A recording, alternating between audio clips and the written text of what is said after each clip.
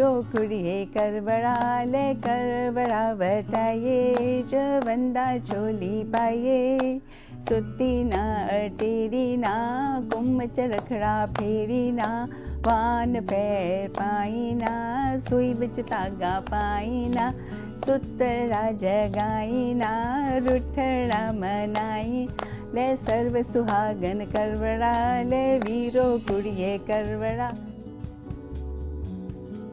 नमस्कार, hand news देख रही हैं आप। मैं हूं आपके साथ साधना बत्रा।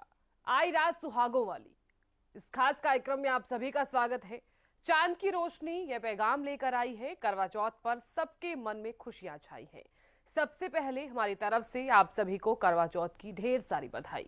तो देखिए, करवा चौथ का ये विशेष त्योहार और इसी दिन का इंतजार हर महिला करती है और हर पुरुष करता है, क्योंकि ये खास पर्व ऐसा है जब तमाम महिलाएं अपने पतियों के लिए व्रत रखती हैं और उनकी लंबी उम्र की कामना करती हैं।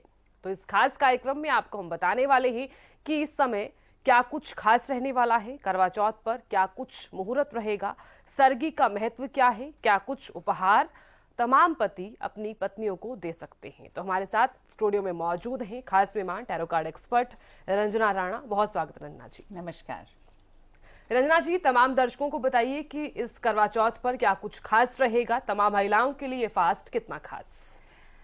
समस्त नारी शक्ति को करवा चौथ की हार्दिक शुभकामनाएं। नारी एक शक्ति है और अपने हर रूप में ये अपने दायित्व का अच्छे से निर्वाह करती है। एक माता के रूप में, एक बहन के रूप में, एक बेटी के रूप में और अब करवा चौथ एक सुहागन के रूप में। करवा चौथ पति और पत्नी की विश्वास के मजबूत डोर है, उसका ये पर्व करवा चौथ मनाया जाता है। और हम देखते हैं इस दिन प्रत्येक स्त्री अपने इतने कठिन जो व्रत है ये करती हैं। ये कठिन इसलिए है क्योंकि ये निर्जला व्रत होता है और इसको बहुत अच्छे से ये निभाती हैं। करवा चौथ बहुत ही ज़्यादा हर्ष और उल्लास के साथ संपूर्ण उत्तर भारत में मनाया जाता है। बिल्कुल रंजना जी, कार्यक्रम की शुरुआत हमने की है, तो ऐसे में तमाम दर्शकों को आप ये भी बताइए कि इस बार का करवा चौथ कितना ज्यादा खास रहने वाला है और क्या कुछ शुभ मुहूर्त रहने वाला है और कथा क्या है इस बार। करवा चौथ हम देखते हैं कि सबसे पहले तो हमको ये याद रखना चाहिए कि करवा चौथ बहुत प्राचीन काल से शुरू हुआ है और हम देखते हैं कि सबसे पहले ये व्रत पार्वती जी ने किया था। जब राक्षस और देवताओं का युद्ध हो रहा था तो उस समय ब्रह्मदेव ने सब देवियों को कहा कि उनको अपने पति के लिए ये व्रत रखना चाहिए। सब देवियों ने ये व्रत रखा और हम देखते हैं देवताओं की उस युद्ध में विजय प्राप्त हुई। उसके साथ साथ हम देखते हैं कृष्ण ने भी द्रौपदी जी को पांडवों के लिए ये व्रत रखने के लिए कहा था और ये उन्होंने रखा था। उसके साथ साथ हम ये देखते हैं कि सावित्री और सत्यवान की कथा और उसके साथ करवा माता की कथा, इन सब में हम देखते हैं ये व्रत जब उन्होंने अच्छे से निभाया तो उससे इनको बहुत ज़्यादा लाभ मिला। हम देखते हैं कि करवा चौथ का जो ये इस समय का इस साल का जो करवा चौथ है बहुत ही ज़्यादा शुभ है, क्योंकि इसमें इस दिन शिव योग भी है और सर्वार्थ सिद्धि योग भी है और संकट चतुर्थी भी है। और हम देखते हैं इस दिन का जो भी हम पूजा पाठ करेंगे उसमें हमको डबल फायदा होगा। तो इसे हम देखते हैं कि सबको बहुत ही श्रद्धापूर्वक, जैसे कि वो हमेशा करती आई हैं, श्रद्धापूर्वक इनको आज का दिन अच्छे से तैयार होना चाहिए, अच्छे से अपना 16 श्रृंगार करना चाहिए और पूरे श्रद्धापूर्वक उनको आज का त्योहार अच्छे से मनाना चाहिए।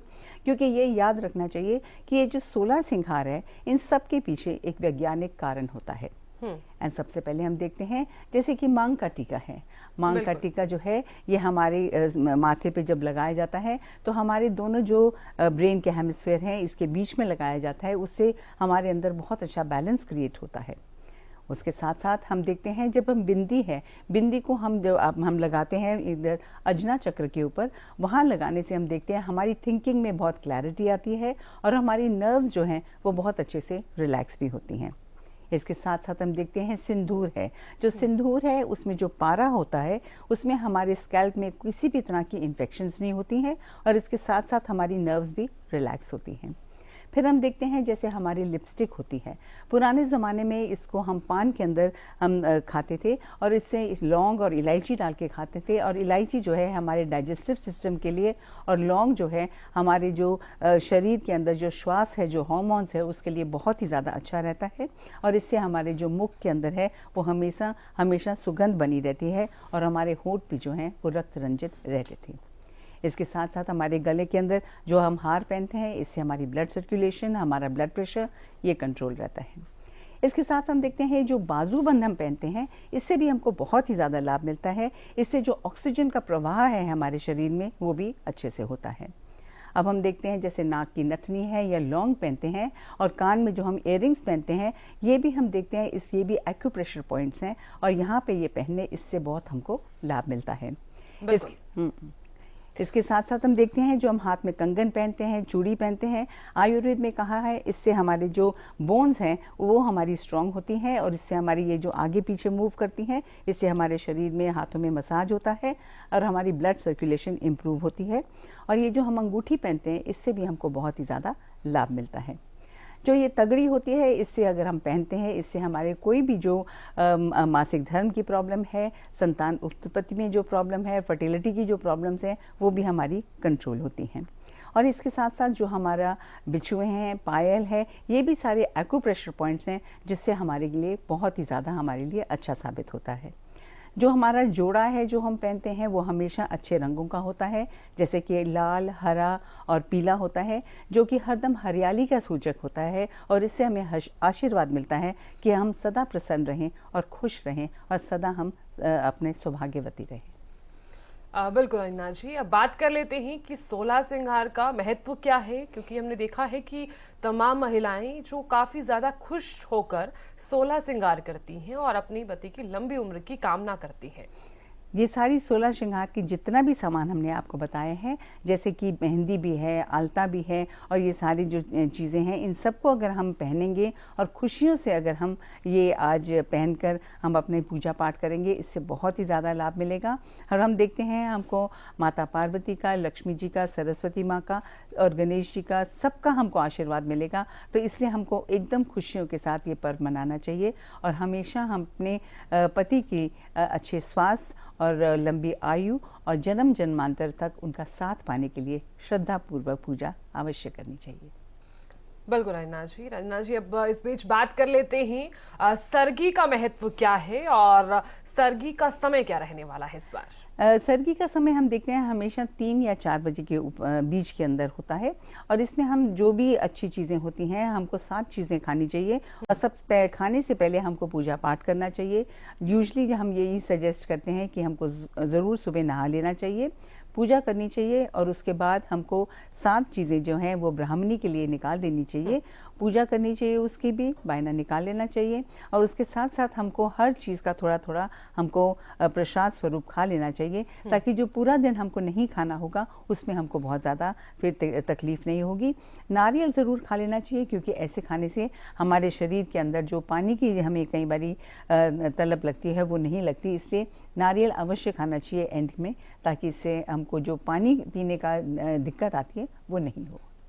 और 3 और 4 बजे के बीच में होता है, और ये सूर्य उदय से पहले पहले हमको इसका सेवन कर लेना चाहिए सरगी का। बिल्कुल रंजना जी, इस बीच ये भी बताइए, क्योंकि तमाम महिलाएं अगर व्रत रखती हैं तो सरगी का भी विशेष महत्व बताया गया है, तो ऐसे में जो सास है, तमाम महिलाएं जो हैं, हालांकि जो न्यूली मैरिड हैं, जो कई बार हमने ये भी देखा है कि कुछ ऐसी कन्याएं भी हैं जो शादी से पहले भी व्रत रखती हैं, तो उन्हें ये सरगी कौन देगा, और जो महिलाएं जिनकी सास नहीं है उन्हें ये सरगी कौन देगा। देखिए, जिनकी सास नहीं होती तो फिर ये यूजली देखा जाता है कि उनके बाद जो घर में बड़ी हों वो देती हैं, जैसे अगर जेठानी हो तो वो दे देती हैं, नहीं तो अगर ऐसे में कई बारी परिवार छोटा होता है तो उसमें फिर ननद जो हैं वो उनको देती हैं, ताकि उससे जो भी ये है अपना सरगी ये खाएं, और जो भी इसको सरगी का सामान होता है उनको उनकी जो ननद है वो देती है, और जो भी बायना निकाल के बाद में पूजा के बाद जो हम लोग बया देते हैं वो फिर हम अपनी ननद व्रत को ही देते हैं।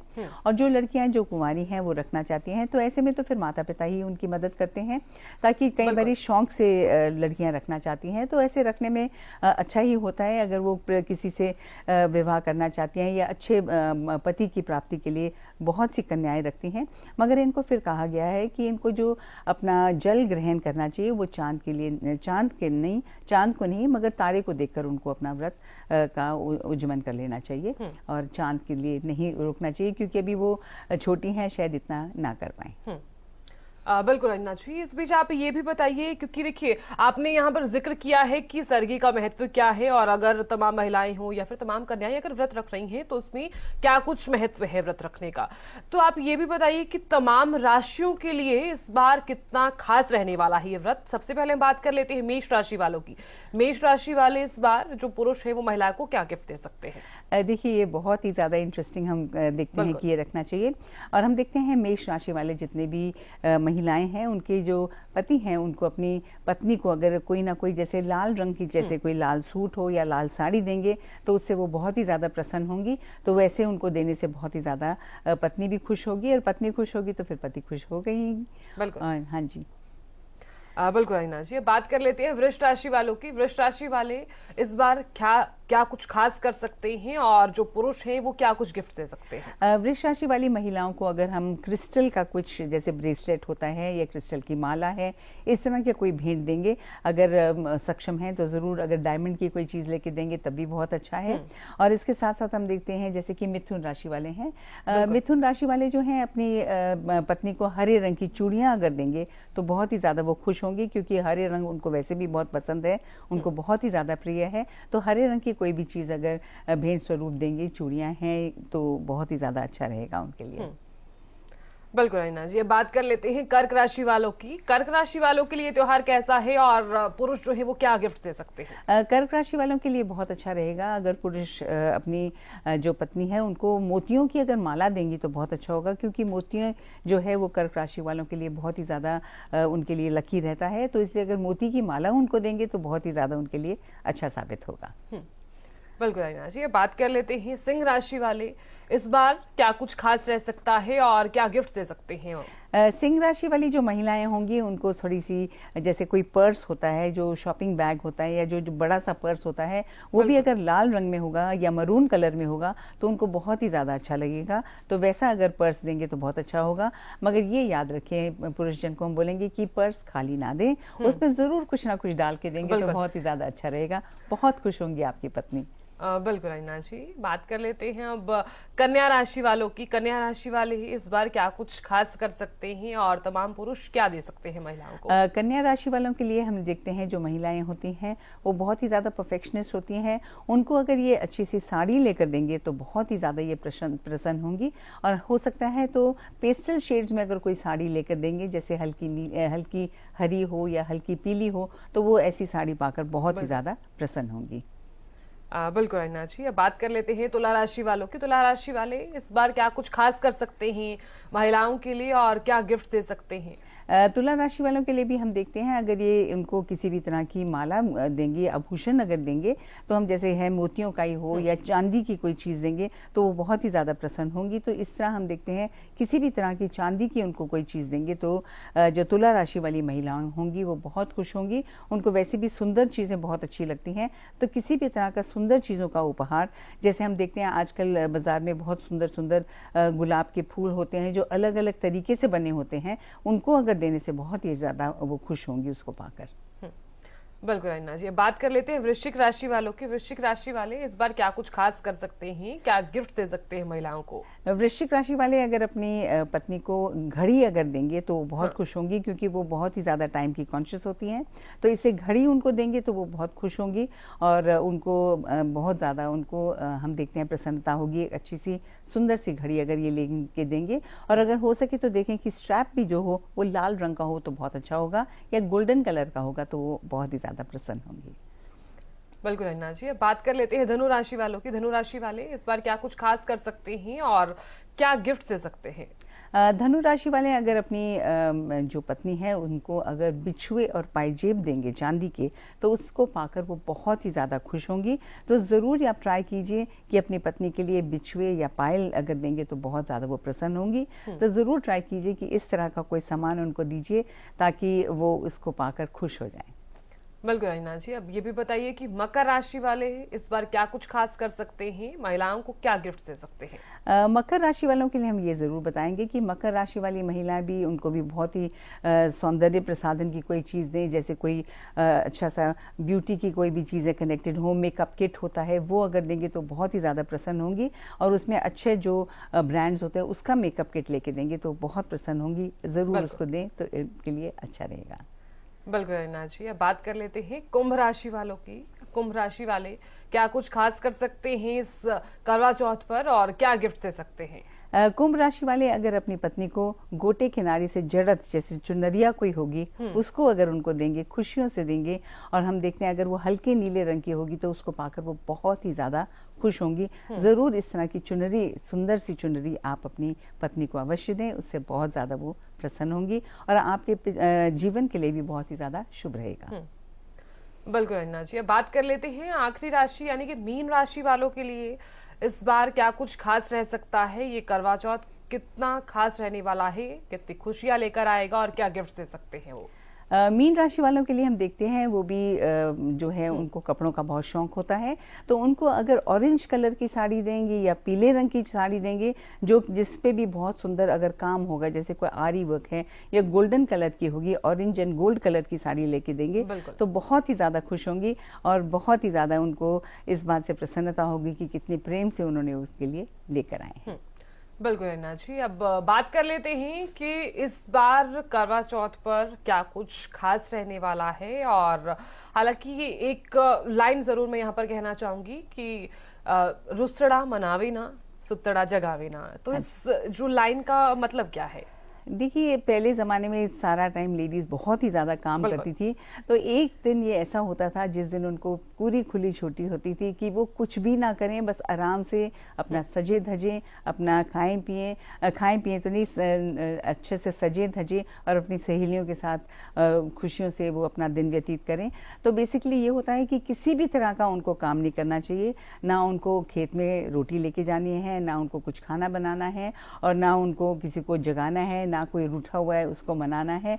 कुछ भी उनको नहीं करना, कोई भी सिलाई नहीं करनी, कोई भी सुई में भी धागा नहीं डालना, बस खुशी से वो अपना दिन व्यतीत करें। आज का दिन उनके लिए कोई उनको कुछ नहीं कहता था, सब उनके साथ हेल्प करते थे कि उनका दिन आज अच्छे से व्यतीत कर सके। बिल्कुल रहीना जी, अब ऐसे में बात कर लेते हैं, आपने जिक्र किया है कि जो सरगी है उसका हमने जिक्र किया है। अब आप ये भी बताइए, जो हम थाली यहाँ पर सजाते हैं जिसमें एक लोटा होता है, एक छन्नी होती है और एक दिया होता है, उसका यहाँ पर क्या महत्व है? देखिए, जो थाली होती है उसको हम अच्छे से सजाते हैं, उसमें हम लोग चावल रखते हैं, रौली रखते हैं, एक दिया रखते हैं और उसमें हम छन्नी रखते हैं, क्योंकि हम देखते हैं इस दिन हम चंद्रमा की पूजा करते हैं। चंद्रमा जो होता है वो हमारे इमोशंस का कारक होता है, हमारे मन का कारक होता है, हमारे जो शरीर में पानी होता है उसका कारक होता है, और इसके साथ साथ आयु का कारक भी होता है। इसलिए इसकी अगर चंद्रमा की पूजा करें तो इससे बहुत ज़्यादा हमको लाभ मिलता है। छलनी जो होती है, जैसे हम छलनी यूज़ करते हैं ताकि जब भी कोई गंदगी हो उसमें से छान के जो गंदगी है हम फेंक देते हैं। इसका महत्व यही है कि जैसे हमारे रिश्तों में अगर किसी भी तरह की मिसअंडरस्टैंडिंग हो या किसी भी तरह की बात हो तो उसको हम इसी तरह जैसे छलनी से कड़वाहट फेंक देते हैं या गंदगी फेंक देते हैं, हमको अपनी जिंदगी से कड़वाहट फेंक देनी चाहिए और अपनी पुरानी बातों को भुला के और हमको अपना नया जीवन पूरे मधुरता से अपने संबंध को निभाना चाहिए और खुशी खुशी हमको आगे बढ़ना चाहिए। और जैसे ये करवा है, ये करवा जो है इसको हम ये देखते हैं कि इसका जो मिट्टी होती है, मिट्टी में बहुत ही ज़्यादा केमिकल्स होती हैं और इसकी जो सौंधी सौंधी खुशबू होती है, और ये इसमें जब हम जल डाल के बाद में ग्रहण करते हैं तो इससे हम देखते हैं कि चौथ वाले दिन चंद्रमा में पानी की जो मात्रा होती है वो थोड़ी कम होती है, शीतलता कम होती है। इसलिए जब हम सारे दिन के बाद इस जल को ग्रहण करते हैं तो इससे बहुत ही ज़्यादा लाभ होता है। इसके साथ साथ ये भी बताना चाहते हैं कि जैसे ये मिट्टी का करवा है, इसको हम इतने संजो के रखते हैं, इतने प्यार से रखते हैं, इसी तरह हमको अपने रिश्ते को भी जो इमोशंस होती हैं, जो कि पानी है की तरह होती हैं, एकदम बह जाती हैं, उनको भी एकदम संजो के रखना चाहिए अपने रिश्ते को, जैसे हम ये करवा को संजो के रखते हैं। और हमेशा ये याद रखना चाहिए कि रिश्ते को कैसे हम संजो के रखें, मजबूत बनाएं और घर के अंदर हमेशा एक दूसरे के साथ मधुरता से व्यवहार करें। बिल्कुल आईना जी, अब इस बीच हम बात कर लेते हैं कथा का जो समय रहने वाला है उसका जिक्र कर लेते हैं, और एक गीत जो है वो जो बहुत ज्यादा स्पेशल भी माना जाता है उसका हम जिक्र कर लेते हैं। तमाम दर्शकों को आप सुना भी दीजिए 2 लाइन। वैसे I am not a singer, मगर क्योंकि ये लोकगीत बहुत अच्छा लगता है मैं इसको सुना सकती हूँ।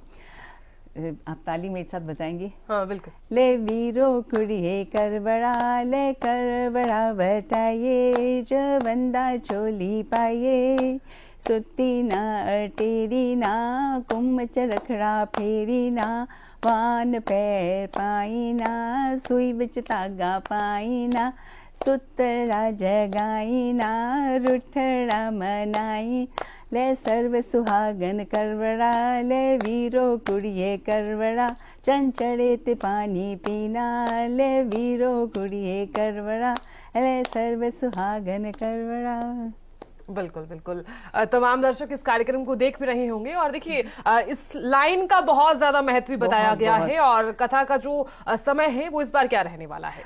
कथा का समय हम देखते हैं कि इस समय जो शिवयोग है ये 2:17 तक है, मगर जो कथा का समय यूजुअली दोपहर का समय होता है, 4 से 5 बजे का समय जो है वो कथा का माना जाता है, क्योंकि जो कथा है वो सूर्य से छिपने से पहले ही की जाती है, इसलिए उस समय जो है हम पूजा कर सकते हैं। उसका समय है 5:36 से लेके 6:54 तक हम पूजा हम करेंगे तो बहुत अच्छा रहेगा, क्योंकि इस समय जो भी पूजा होगी उसका डबल फायदा होने वाला है। तो इस समय हम लोग जो कथा होती है वो करेंगे तो बहुत ही ज्यादा हमारे लिए अच्छा रहेगा, बहुत ही ज्यादा शुभ रहेगा सब लोगों के लिए।